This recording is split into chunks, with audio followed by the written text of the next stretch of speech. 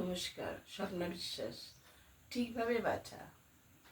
ঠিকভাবে বাঁচতে গেলে স্বাস্থ্য দরকার, টাকা দরকার, আর একটা বলিষ্ঠ চরিত্রের দরকার। টাকা অনেক থাকলে সেটা নষ্ট হয়ে যেতে পারে, চুরি হয়ে যেতে পারে, কিন্তু চেষ্টা করলে সেই টাকা আবার পুনরায় অর্জন করা যায়। তাই টাকা গেলে খুব একটা ক্ষতি হয় না, কিন্তু স্বাস্থ্য চলে গেলে সত্যি সেটা চিন্তার ব্যাপার।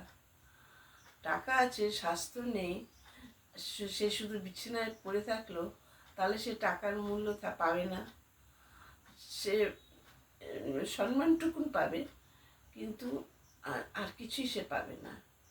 কিন্তু কারোর স্বাস্থ্য আছে, আবার টাকাও আছে, কিন্তু চরিত্র খারাপ, তাকে সেটাও ভালো না, তাকে সবাই ঘৃণা করবে।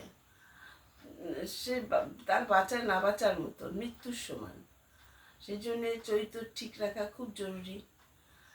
স্বাস্থ্য, টাকা আর চরিত্র, এই তিনটে ঠিক থাকলেই সবে ভালোভাবে বাঁচা যায়।